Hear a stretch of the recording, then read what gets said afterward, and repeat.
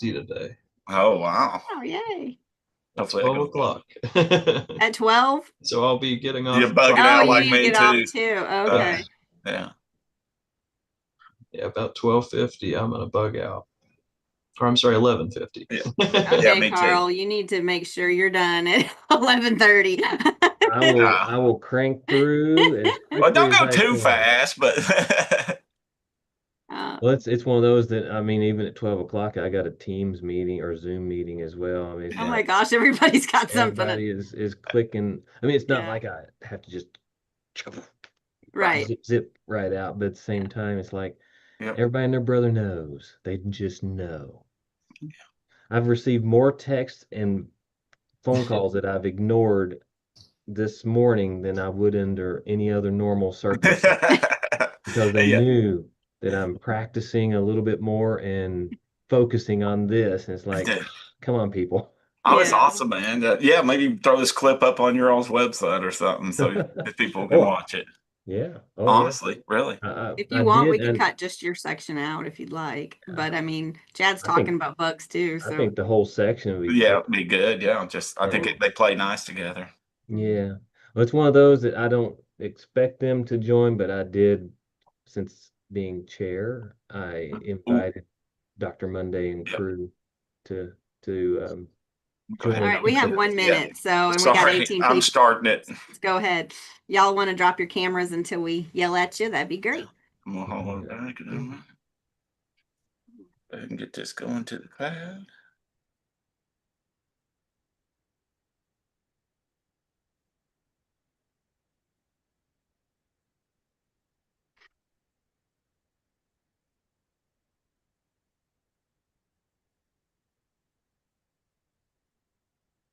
Okay. That last few minutes. Oh no, man, it's just Or seconds, I guess. The the- 30 seconds seems like The it lasts like waiting is the 3 hardest minutes. part. Yes. We need to start playing that song at the Oh, end. I know. I'm a huge Tom Petty fan. Yeah, he's Yeah. awesome. All right, you ready? Let's do it. All right. Hi, I'm Renee Williams. And I'm Billy Thomas. And welcome to another edition of From the Woods Today.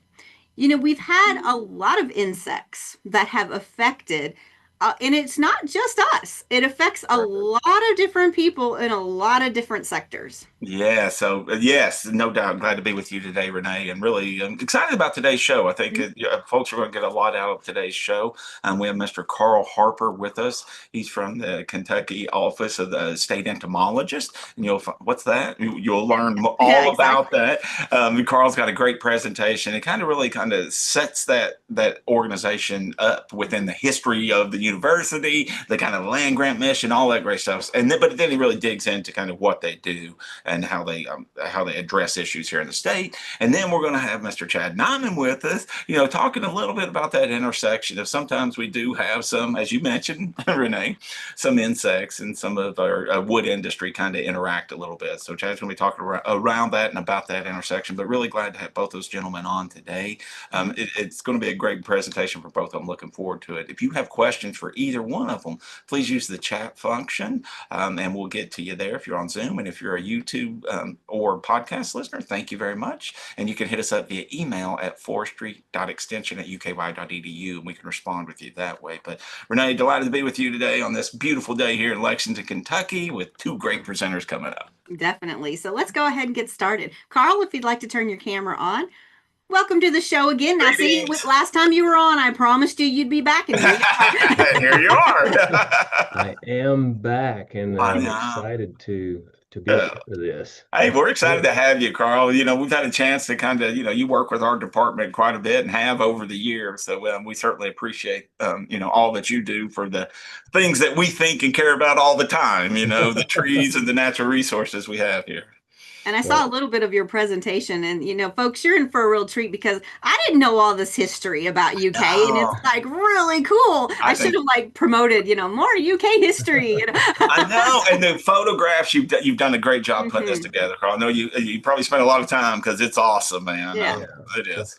Thank you very much, and it is one of those that you can go down a rabbit hole in some of this stuff, and hopefully it will all tie together as to, answering the question of who we are anyway. Yes. So Okay. when you're ready for me to go, Go I'm for Let's it. ready to let's go. do it. Really excited to have Okay. you. Yeah, and I think people are in for a treat with your presentation. Excellent. Well, my name is Carl Harper, and I am with the Kentucky's Office of the State Entomologist, and I am going to try to answer that question of who are we anyway. And to do that, if I can get my clicker to clicking, there we go. It's not I would sharing yet. Yeah, we'll have to share Oh, with us. that's my thing. You got to tell me these things. That's So let me get my share Hey, button we're a going. team here, Carl. Yeah. We're all trying to serve the viewers out there, You're right? I mean, And sometimes you there share it it and is. it doesn't come through. So, Yeah. Yeah, there we 'cause go. there We it got goes. it. We Yeah, I got you, clicked it a buddy. second ago, and I thought I'd clicked it. I didn't. That's all right. So, You're good. We got all it. right. Well, now then, let's get started, and try to answer that question of who are we anyway, and get the clicker going. There we go. And so the best way that I thought to approach this, as was kind of pointed out, is giving you a little bit of history about the University of Kentucky. And in the time I have allotted, I'm just going to be jumping into parts, give a high level, kind of a quick point about a certain point in time on this in the history side of things. But I'm going to go way back to 1783, and that's when Transylvania University was actually established. And then later on in 1858, another university by the name of Kentucky University was established in Harrodsburg.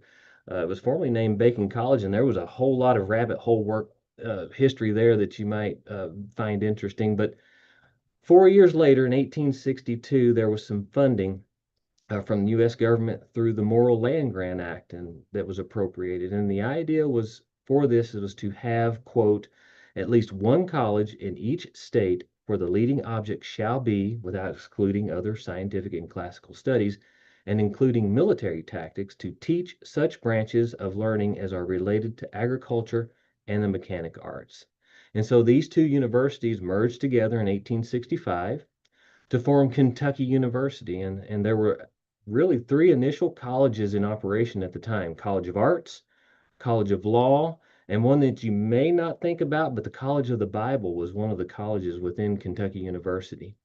And then a year later, in 1866, the Agriculture or A&M College was added. Kentucky University was dedicated to the studies of agriculture, mechanical arts, and military tactics.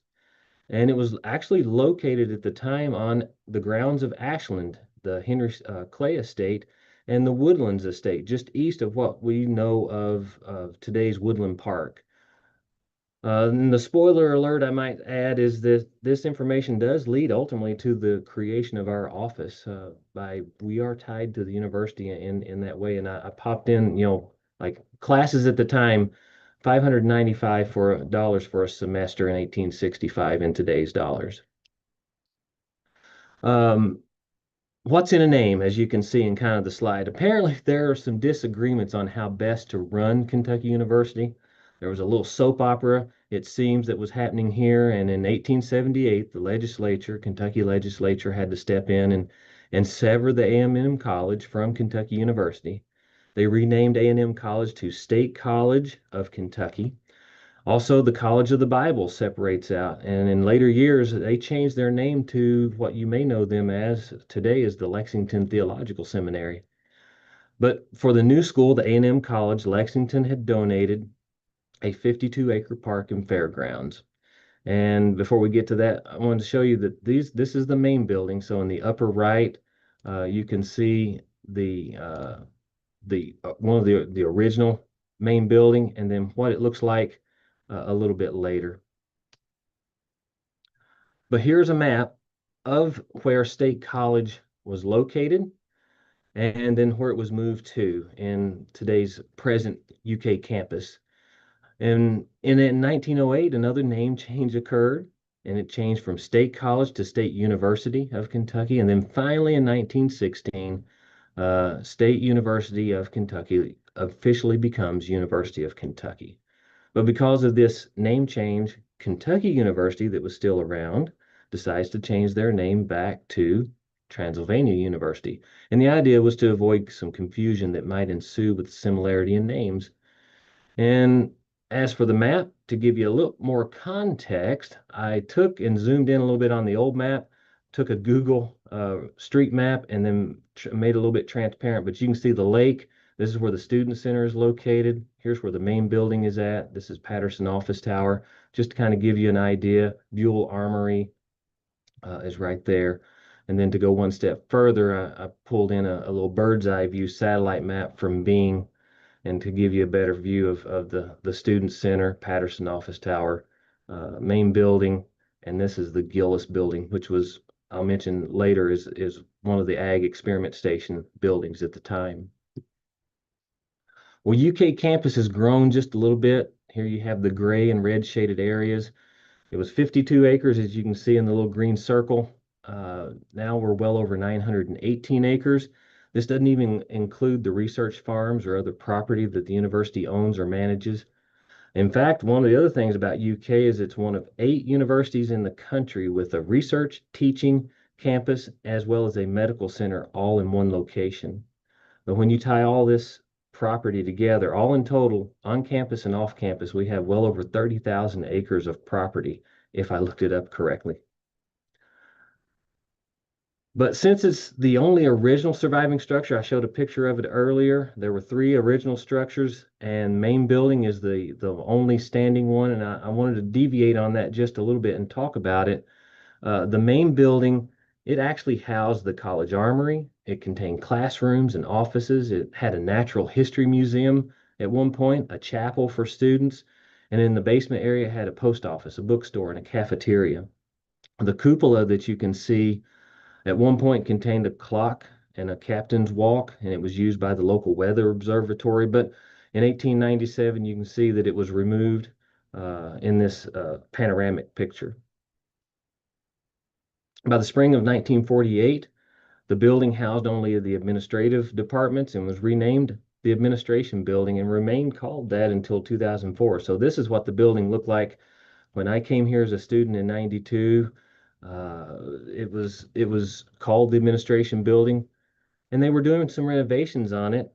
And in 2001, May 15th, a fire was set due to construction work. There was some copper work gone awry. A propane torch was spending a little too much time with the wooden structure. And so there was that fire. They actually had to do full renovations of the inside. And in fact, inside they added a 4th floor. They put a nod to the cupola.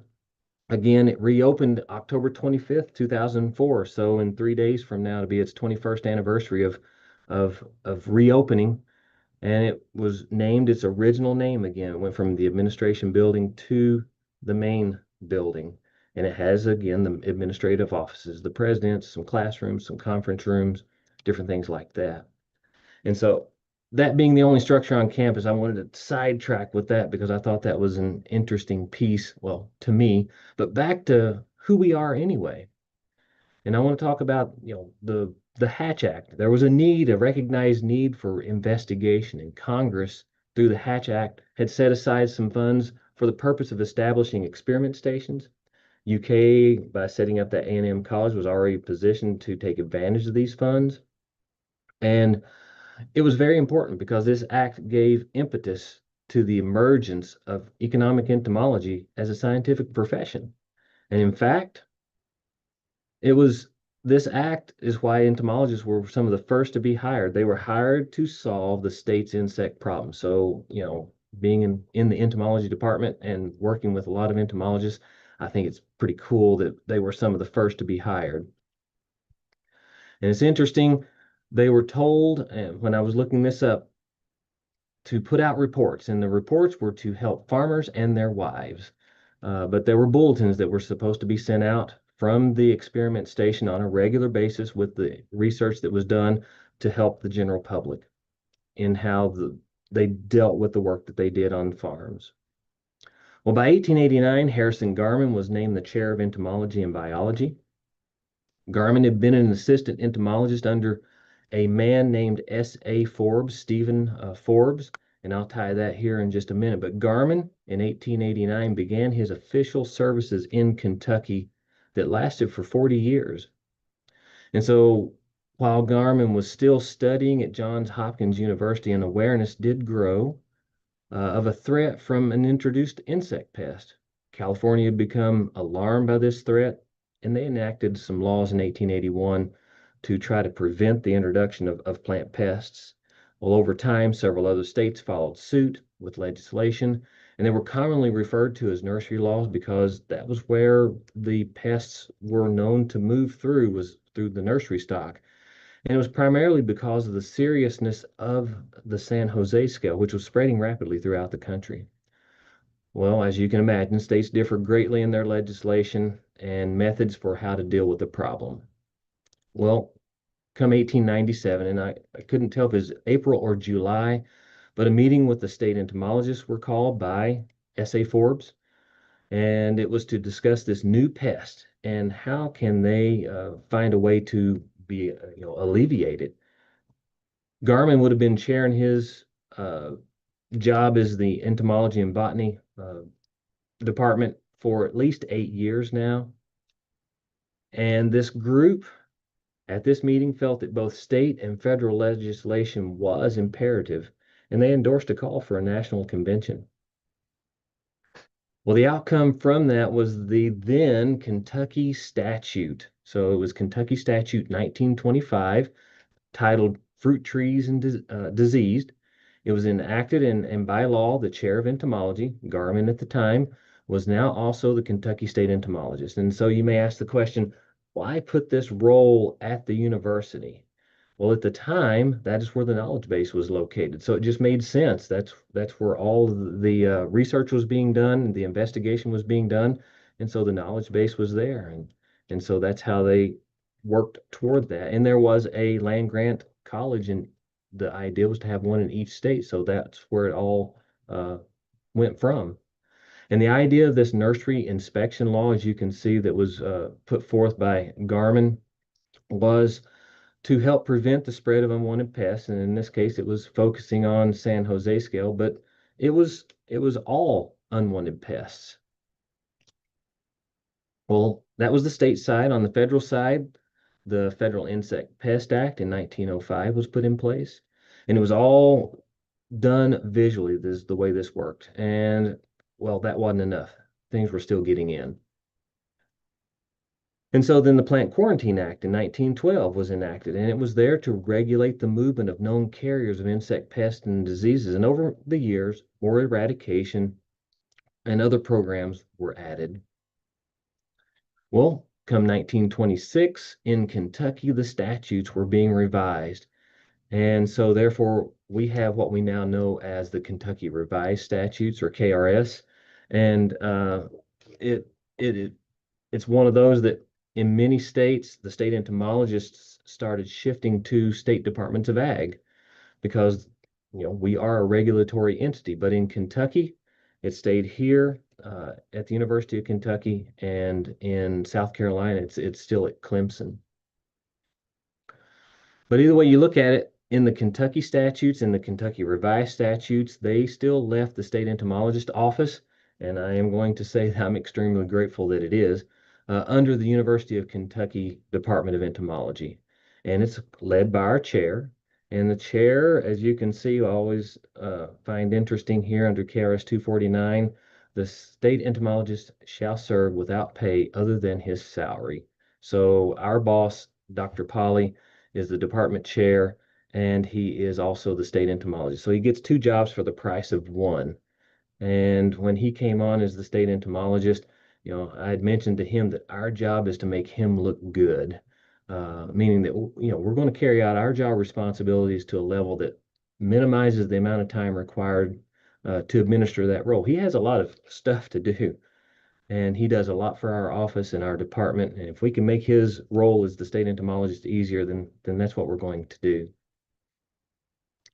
And one final note, kind of historically related, is from the beginning, people may not know this, but the law gives the office the right to go wherever is necessary to address infected or infested plant or plant parts, anything.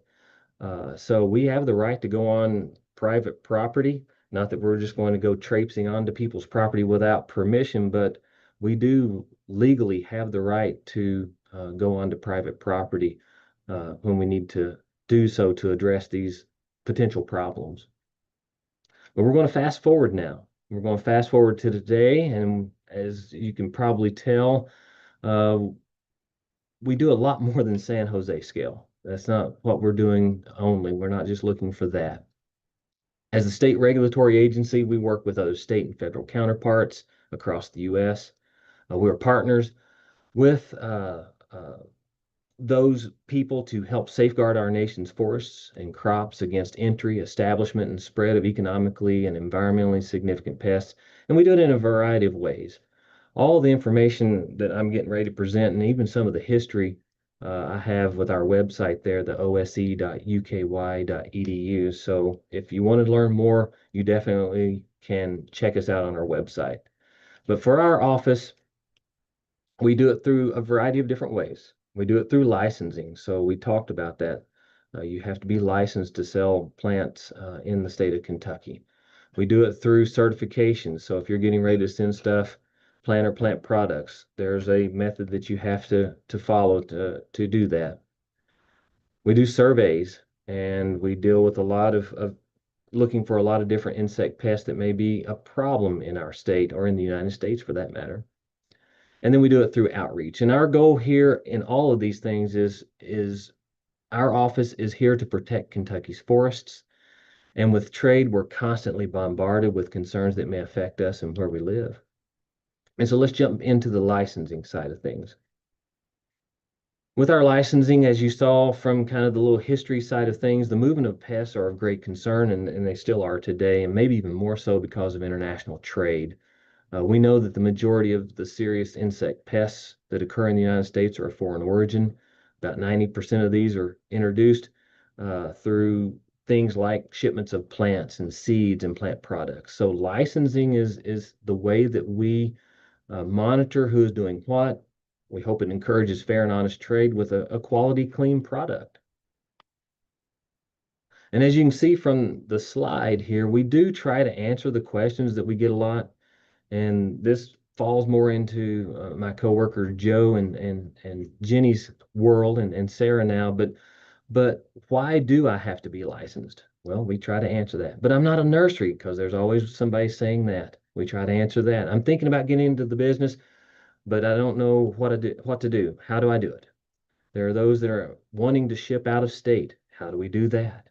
And some are asking, is this place licensed? And so, in fact, if you're a customer purchasing plant products from a person or a company, then you have the right to actually ask to see if they're licensed and compliant with KRS 249. And so we started with plant sales licensing in 1897, and we're still doing that today. Well, along with the licensing side of things, we do certifications. And in the certification world, it's all about things because of, like the creation of the acts like the Federal Insect Pest Act and the Plant Quarantine Act, is because the movement of pests of concern are problematic. And we're state regulatory agency. We are state counterparts with USDA, APHIS, PPQ, and USDA is United States Department of Agriculture Animal Plant Health Inspection Service, so APHIS, and PPQ is Plant Protection and Quarantine. So PPQ is our federal counterpart. But for things that we do is we give guidance to those that may be importing plant or plant products into the U.S. or our state. We don't control imports, but people ask us how they do that, and so we try to give guidance for them on where to go and how to do it.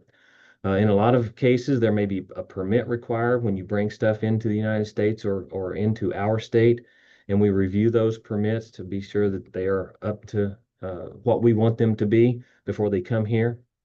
One thing that you may not know is we actually do houseplant inspections. So when you move and you want to take your houseplants with you, there are some states, California, Florida, Texas, and others, that they want your houseplants inspected and certified before being allowed to even enter into that state. And our office does that. But one of the biggest things that we do is export certification, and it's called phytosanitary certification. So PHYTO for phyto is plant, sanitary is clean, so it's a clean plant certificate. And as such, we're able to certify shipments of plants, plant products heading from Kentucky to literally the rest of the world. And as state regulatory the state regulatory agencies, we are the ones that do those certifications for plant and plant products. They even move from state to state and U.S. territories. And in this picture here, you can see, and I just did this yesterday, there's a company in Kentucky that builds train models. So this is a model of the real deal here in the back. I don't know where it is. You all may be familiar with it, but that's made all out of plant material, from wood to bark, moss, all of that. And so there's an industry for this, and they have to be under compliance before they can send that stuff out of state. These are actually going to California, is where they were headed to. And so our job is to make sure that the product being shipped meets the specifications set forth by either the country or the state that the product is headed to. So we don't make the rules, we just enforce them. So we have Jenny here looking at poinsettias. I believe they were headed to South America or Central America. And here is some lumber, ash lumber headed to the European Union at the time being inspected. It had to be bark free, like square edge, no bark showing whatsoever. We do surveys, and with surveys, that's a natural fit for us. It's for monitoring for invasives and pests of concern. And I just created some links here that show a landing page for the general public to be a part of all this stuff, and they can learn more about it. The biggest part of what we do in our office and as technologies develop is we're trying to adapt and utilize those technologies. And I've been able to build some survey tools using Esri and the GIS apps that they allow us to customize, so that, like, where Janet here is hanging a trap, she can actually mark it with the app so that we know where it is spatially. So we have a GIS reference of where that trap is and what it's trapping for. One of the biggest surveys that we do is for spongy moth. And here you see Joe and Janet screening some traps. That's always a big part of what we do in the fall. But due to the funding, we placed just under 4,000 traps across the state. And as you can see, we don't cover the state. We don't even come close. The state could actually handle probably nearly 12,000 traps on a 3-kilometer grid. And that's what these traps are placed on, is a 3K grid. But while spongy moth is one of our bigger surveys, we participate in a number of other surveys that where we place traps or do visual surveys across the state. And here's a map of sites that we put these traps or do these visual surveys at. And so for the trapping, we do a lot of forest pest surveys, such as the Asian defoliator survey, but we also have an orchard and a grape and corn, box tree moss, soybean surveys. We do visual surveys for things like fire ant, for spotted lanternfly. We know that that's becoming more and more prevalent in our state. But for a number of these surveys, this is something that would be neat if citizen scientists could get involved in, but logistically could be challenging, because really the types of traps and how they must be handled is always something we have to pay attention to. And finally, a piece that we rely on heavily is outreach.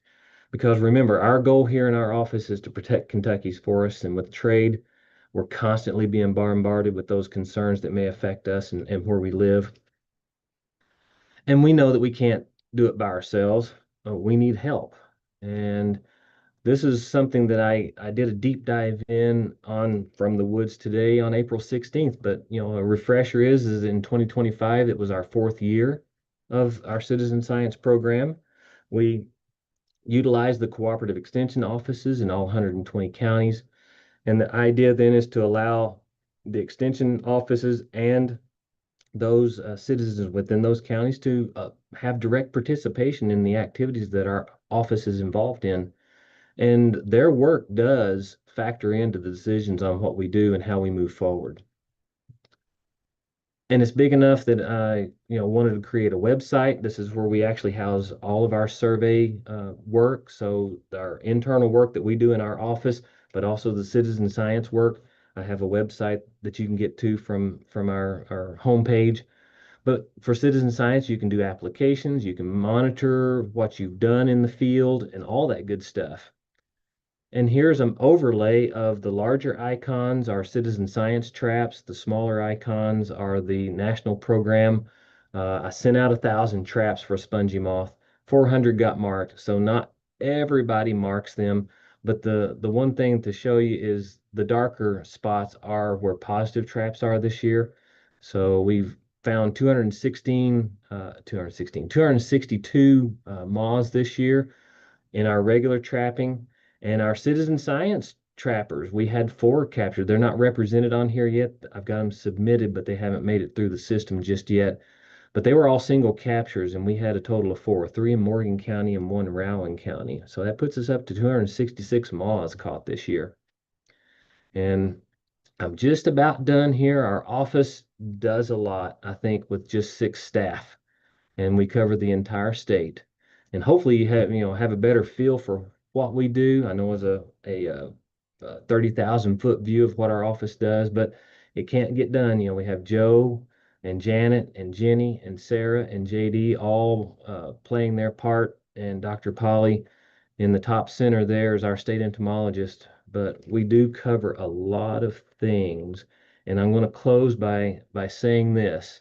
Kind of a one final note. We operate on fees and services, and for our survey work with USDA, federal grants are earmarked for such work, and Janet is the one that does the yeoman's work on getting those executed for us to even be able to do those surveys.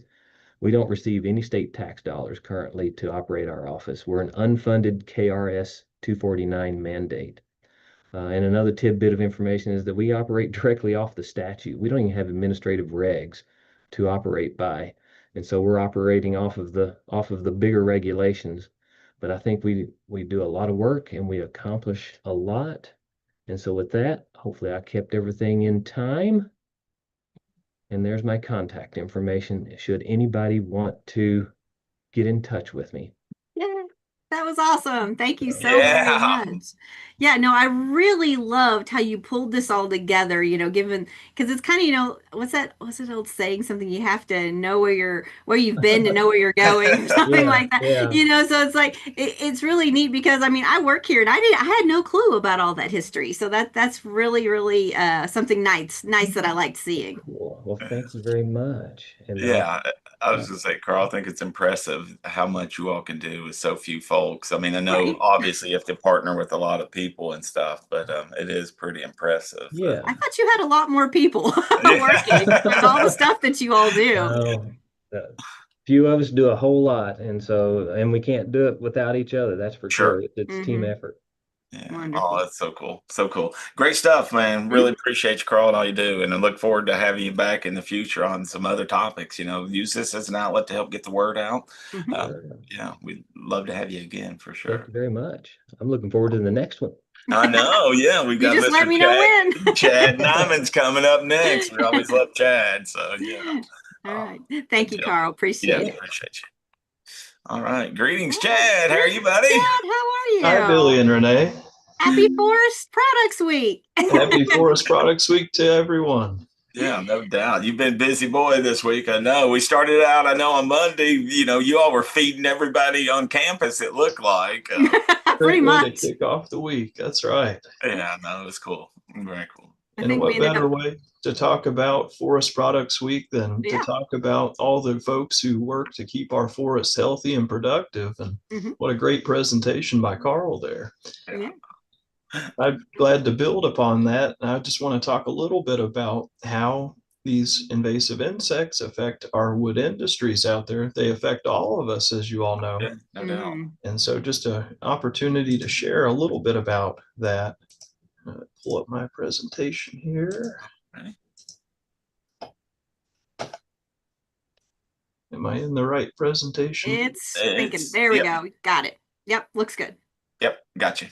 So we're celebrating 65 years of Forest Products Week in this country. And so we've had a lot of different invasive insects and forest health threats over those many years. But fortunately, there are folks working on the front lines to keep these invasive insects out, because every dollar spent in prevention leads to a lot fewer dollars being lost further on down the process. And so such a great opportunity to talk about where our different wood products come from and the different types of forests that produce different types of wood. So our forests here in Kentucky, we have got a lot of hardwood forests, and thinking about how these forests operate, the different dynamic systems, the disturbance that drives the succession in these systems, and the need to be able to manage our forests and woodlands for this succession, keeping diversity of trees and forest health at the forefront. And with that, understanding these different threats to forest health, trees, and ecosystem function. And to help highlight these importance of our forests and the different aspects like forest health, we have created the first forestry and natural resources high school curriculum approved by the Kentucky Department of Education, and it's Forestry Works of Kentucky. And we think this is an important component to help spread awareness of the importance of forests, but also the importance of forest health and these invasive threats. So getting to work with our entomologists that work to keep our forests healthy, I've got to see how we can spread the word to industry and different groups and help them know that these different threats are coming, and also what they have to do sometimes to be able to adjust to those different threats that have gotten here. And so if we look at Kentucky's forest sector, we have these trees that are covering nearly half of Kentucky's land surface. So roughly 49% of our state is in trees. And so such an important resource, and it really adds to our agriculture and manufacturing in the state. It's such a great resource, and so much of it being privately owned.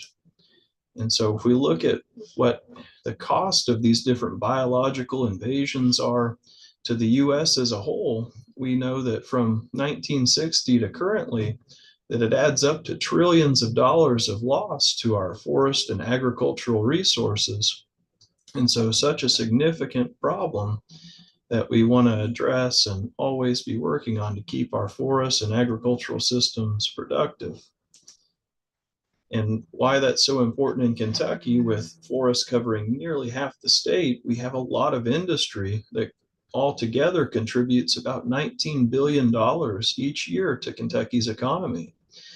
And we have this really important bourbon industry here that contributes $9 billion each year. And that most important ingredient in that bourbon is the white oak. And you might have seen where Carl was talking about the spongy moth and how it's right on our doorstep. And that species of moth really can do some detriment to oaks, and white oak being one of those. And so by having these monitoring programs, we're able to see what is going on with these invasive pests and be able to address them, because we have nearly 60,000 Kentuckians employed in this forest sector. And it's so important to our state's future prosperity and all of our overall health. And so to dial in on one of these problems we've had in the past and is still ongoing is the ash disaster. So back in 2017, our team worked on putting together an analysis to see the loss of timber volume and what that dollar value was from loss of ash to the state of Kentucky. And so the emerald ash borer, you've probably heard a little bit about, came into the state in 2009, and it spread rapidly across the state. And so the analysis we conducted, it was back in 2017, and nearly $100 million annually was what we calculated the loss for farmers, landowners, and the state as a whole. We've got a link down here, but you can find that ash disaster paper on our website if you'd like to learn more. But I'm going to go through a few slides that talk about that study. And so just showing the cumulative loss, how we quantified that nearly $100 million a year loss. You look at the landowner, where all of this starts, right? The people who own the forests, they lose timber revenue, and they have these dead ash trees on their property. And as that goes into the logging phase, there's a loss there for those who are harvesting the trees. So you think about our sawmills and wood industries across the state and how they lose from having one of our significant tree species what used to be about 5% of our forest composition is now dying and missing from the landscape. And so you can see all the way throughout into our finished goods, our secondary manufacturing being the hardest hit of these different subsectors within the forest industry. And so we have a picture here showing some ash flooring. Ash was a very commonly used species for flooring due to its straight grain, its ability to take a finish really well, and it was relatively abundant and affordable. It's at a price point that was lower than oak and very affordable for a lot of families to be able to put ash flooring into their houses. It has a great appearance, as you can see. And so cabinet and flooring manufacturers in Kentucky and throughout this region were heavily impacted as this species was decreasing in our forest harvesting. And so we think about that impact, that loss of the resource, and we think about our woodland owners and farmers who own the land. And depending upon how much percentage-wise ash made up of those woodlands, you can see that it could be a very significant loss for timber value. But then we also think about that value in the harvest as well, as we have these logging operators, these professionals out there harvesting timber, and their job became much harder and more challenging as they would get into forest stands that are ready for harvest and have these standing dead ash trees that are very dangerous. And so that added a lot of danger to harvesting and still continues to make some stands very challenging to harvest, in addition to that loss of timber volume and value. And so if we look at, following that economic loss, our 2015 data showed that nearly 3.3 billion board feet were standing of ash at that time, which represented about 4.3% of all saw timber in Kentucky. And if we go back to 2009, when the emerald ash borer came into the state, that was nearly 5% of our forest composition. Now, if we look at our forest inventory analysis data that's available up to 2021, it shows that ash is now less than 2.4% of timber volume in Kentucky. So we can see this disaster is still occurring, and it's further out in western Kentucky and that area of the state where ash is being impacted that was previously living as the emerald ash forest continued to spread.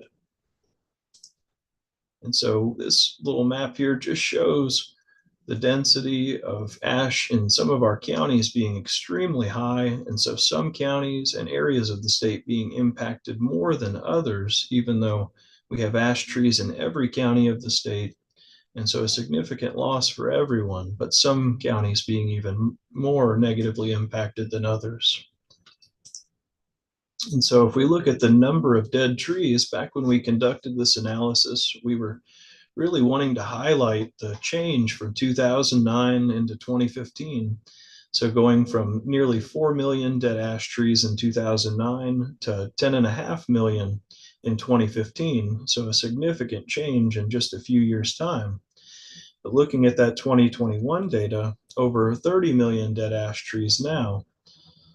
And even more so, as we've progressed further from 2021. And so a huge loss of volume and board footage that ended up being carbon released back to the atmosphere, but also a loss of real wood volume. And so a horrible tragedy in itself. So Dr. Crocker and myself put together a 2018 white paper on ambrosia beetle, which came in after emerald ash borer. And so what this did was it reduced the amount of time that loggers had to be able to get dead ash trees out of the woods. And so this really exacerbated the loss of value and volume as these trees, this black spotting that you see, this ambrosia stain, while it might look nice in appearance and could be marketed well to highlight that feature, the decomposition of the wood was sped up from this fungus and the secondary ambrosia beetles. And so that further sped up the process of losing that value and volume. And so this is important as we have a state that making bats is a really big contributor to our economy. We have a big 100-foot bat downtown Louisville and a couple of different companies in the state that previously were using ash for most of their bat production. And so they had to pivot. And so they've adjusted to using species like maple and hickory and alder and a few others. But it's been an adjustment that's been made really quickly to respond to the loss of ash resource. And so if we look across our state, we have a lot of loggers and we have a lot of wood industries. Each of these dots is one of those wood industries. And so you can imagine all of these different facilities being impacted by the loss of ash and other invasive insect threats as they occur. And as we do have new threats that come online, there are quarantines and restrictions, as Craig mentioned. And so those are new requirements that industry has to follow and abide by. And so that's why preventative actions that keep these invasive pests out really save us so much money in the long run. And it's so important that we continue to support those programs and keep an eye on what threats are out there to agriculture and forestry. As we get into export, there are FIDO certifications, which Craig mentioned, and that office is able to support any questions that folks have as they're looking to export and find those types of markets and what they need to do to meet those markets. As we look into some markets, there is a requirement for methyl bromide being used to phytosanitize. And so we know that methyl bromide is a pretty tough chemical. It's actually not legal to produce it here in the US. And so any use of that is highly regulated and it's a somewhat of a barrier to purchasing that material and treating with it. And the environmental impacts to our atmosphere from using that chemical are not good. So if we can avoid using methyl bromide, that's always a good thing. And so solutions that we have to try to address this is being able to dry more wood in a kiln. So as we think about finished goods manufacturing and how that can play a role in reducing spread of invasive insects, the further advanced our manufacturing and other nations' manufacturing is, the fewer invasive pests that are spread. As drying the wood, when we do that properly, it kills insects and eggs. And by reducing the moisture content in the wood, it becomes a less hospitable environment for the fungus and insects that might want to live and reproduce in that material. And so all of this can add local and regional manufacturing, but also reduce the spread of these invasive insects globally. And so with that, there's a need for new uses for wood and lumber. And so thinking about these potential uses for lumber, local and regionally, how we can use more wood. And so some options that come to mind are cross-laminated timber, what we call CLTs, but also a lot of decking material, thermally modified products. There's a lot of new technology that's coming online, and that allows us to be able to manufacture new products and use new processes. And there's always value in understanding our materials and where they come from.